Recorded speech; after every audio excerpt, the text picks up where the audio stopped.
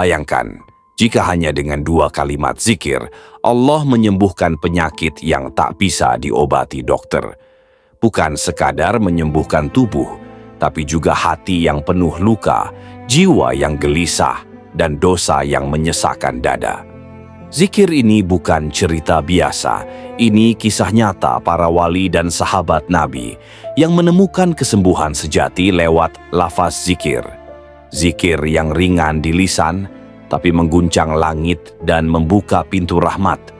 Dengarkan sampai akhir, karena bisa jadi inilah doa yang selama ini Anda cari. Dikisahkan pada masa Nabi, ada seorang sahabat bernama Abu Mahjan al-Thaqafi. Ia adalah seorang mujahid, pemberani, namun di masa mudanya pernah terjerumus dalam maksiat dan minuman keras. Namun, setelah masuk Islam, ia bertobat dengan tobat yang luar biasa. Suatu ketika Abu Mahjan jatuh sakit keras. Tubuhnya melemah, matanya menguning, dan ia tak mampu bangun dari pembaringannya. Ia berpikir, ini adalah balasan atas dosa masa lalunya. Sahabat-sahabat lain menjenguknya, namun tak ada yang bisa menyembuhkan. Hingga suatu malam, ia merenung sendiri di atas tikar lusuhnya, lalu mengangkat tangan dan mulai berzikir dengan air mata. Ia tak berhenti. Bahkan ketika tubuhnya menggigil, bibirnya terus menyebut 2 zikir itu. Ia yakin penyakitnya berasal dari dosa dan hanya ampunan Allah lah obat sejatinya. Malam itu, ia tertidur dalam keadaan zikir dan bermimpi melihat Rasulullah yang tersenyum kepadanya dan berkata, "Wahai Abu Mahjan, istighfarmu telah mengguncang langit.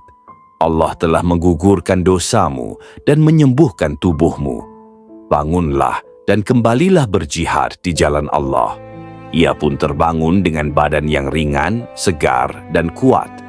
Tanpa berkata apa-apa, ia langsung mandi, memakai baju perangnya, dan kembali ke medan jihad, seperti tak pernah sakit. Dalam kitab Al-Taubah, karya Ibn Abi Dunya, disebutkan, tidaklah seorang hamba memperbanyak istighfar dengan hati yang penuh taubat, melainkan Allah akan mengangkat deritanya dan menyembuhkan dari penyakitnya, sebagaimana dia menyembuhkan Abu Mahjan al-Thaqafi. Al-Hakim meriwayatkan dalam Mustadrak bahwa Nabi bersabda, barang siapa memperbanyak istighfar, maka Allah akan menjadikan jalan keluar dari setiap kesempitan dan memberi kesembuhan dari setiap penyakit. Dalam Qut al-Qulub, Abu Talib al-Makki menulis, tiada sesuatu yang lebih cepat membuka pintu langit selain istighfar dari hati yang jujur dan menyebut nama-nama Allah yang sesuai dengan keperluannya. Dalam Tadhkirat Al-Awliya, Fariduddin Attar juga menyebut, banyak kisah wali yang menggunakan asma Allah, Ya Syafi'i, dalam riyadah dan zikir mereka untuk kesembuhan diri dan umat.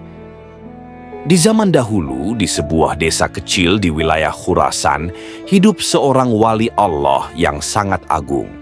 Namanya Sayyid Abdul Hakim Al-Khurasani.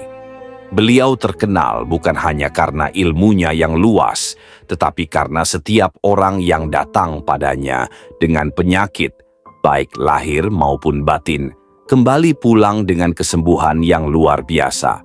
Namun, rahasianya bukan pada ramuan atau jampi, melainkan 2 kalimat yang ia ajarkan kepada setiap orang yang datang kepadanya.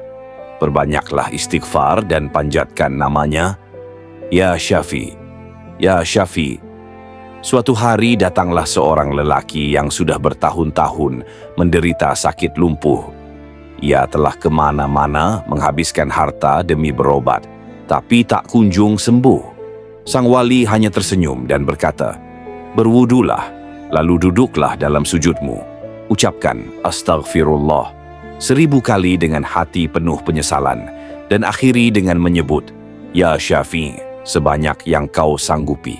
Lakukan ini selama 7 malam, tanpa putus, dan jangan ceritakan kepada siapapun, hingga engkau melihat sendiri apa yang Allah lakukan padamu.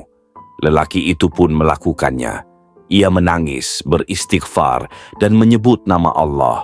Ya Syafi, wahai penyembuh segala penyakit. Dan pada malam ketujuh, ia bermimpi bertemu seorang cahaya terang yang memegang tangannya, lalu berkata, "Karena istighfarmu telah mengangkat penghalang, dan karena namaku telah kau sebut dengan yakin, maka sembuhlah engkau dengan izinku." Keesokan harinya, lelaki itu terbangun dan bisa berdiri. Ia berjalan menuju masjid, membuat gempar seluruh kampung. Bukan karena mukjizat sang wali, tetapi karena keajaiban dua kalimat zikir yang telah diajarkan oleh Rasulullah dan diteruskan oleh para wali Allah. Salman Al-Farisi bukan hanya sahabat biasa. Ia adalah pencari kebenaran sejati, menempuh perjalanan ribuan kilometer dari Persia ke Syam hingga akhirnya bertemu Nabi Muhammad di Madinah. Namun, dalam tahun-tahun pertama hijrah, Salman pernah menderita penyakit aneh.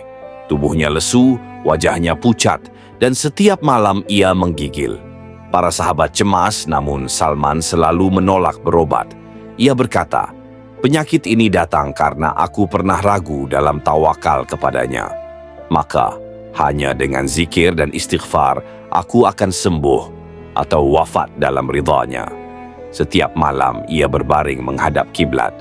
Dengan suara lirih namun terus-menerus, ia berzikir, "Astaghfirullah, astaghfirullah, ya Syafi, ya Syafi." Zikir itu tak pernah putus, bahkan dalam tidurnya pun bibirnya tetap bergerak. Hingga pada malam ketujuh, Salman bermimpi seakan dirinya berada di taman hijau dan seorang lelaki bersinar mendekatinya, lalu berkata, "Wahai Salman, engkau telah membersihkan hatimu dari syirik kecil dan keraguan. Maka Allah yang Maha Penyembuh kini mengangkat penyakitmu." Pagi harinya, Salman bangkit dengan tubuh yang ringan. Ia lalu bangun, menyapu halaman masjid, dan melayani para fakir miskin seperti biasa, seolah tidak pernah sakit. Dalam Tabaqat Al-Kubra karya Ibn Sa'd disebutkan, Salman sakit berhari-hari dan tidak mau berbicara kecuali dengan istighfar. Ia berkata, "Aku malu meminta kepada Allah selain ampunan." Dalam Ihya Ulumuddin, Imam Al-Ghazali menulis, di antara adab istighfar adalah meyakini bahwa dosa bisa menimbulkan penyakit dan hanya ampunan Allah lah yang dapat menyembuhkan.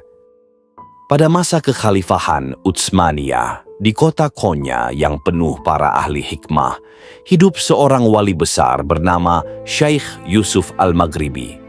Beliau bukan tabib, bukan pula orang kaya, tapi dikenal sebagai penyembuh ruhani. Tak satu pun pasiennya datang dengan keluhan fisik saja. Mereka datang dengan kesakitan jiwa, kegelisahan batin, dan penyakit yang tak terdeteksi oleh tabib istana. Suatu hari, seorang raja muda dari dinasti Saljuk jatuh sakit keras. Seluruh tabib kerajaan sudah menyerah. Raja itu demam tinggi, tubuhnya kaku, dan tak bisa mengucapkan sepatah kata pun. Seluruh istana bersedih. Akhirnya penasihat istana memanggil Syekh Yusuf. Ketika sang wali tiba, ia hanya membawa tasbih usangnya dan air dalam kendi kecil. Ia duduk di sisi raja dan berkata pelan, "Penyakitmu bukan hanya daging dan darah, wahai raja. Hatimu tersumbat oleh dosa yang tak kau sadari. Maka, izinkan aku berzikir untukmu." Ia lalu meletakkan tangannya di dada sang raja dan mulai melafalkan, "Astaghfirullah, astaghfirullah, ya Syafi, ya Syafi." Diulang-ulang tanpa henti, selama 3 malam 3 hari. Pada malam ketiga, raja bermimpi berada di sebuah padang pasir di mana seekor ular besar hampir menerkamnya. Tapi muncul cahaya putih dan berkata, "Dosa-dosamu mengikat tubuhmu, tapi istighfar telah melepaskan satu persatu ikatan itu. Dan namaku, ya Syafi, telah menyembuhkan apa yang tak bisa disembuhkan manusia." Ia pun bangun. Nafasnya teratur, tangannya mulai bergerak, dan dalam seminggu ia kembali berdiri. Raja itu kemudian memerintahkan agar zikir astaghfirullah dan ya Syafi diajarkan di setiap masjid dan pesantren di wilayahnya.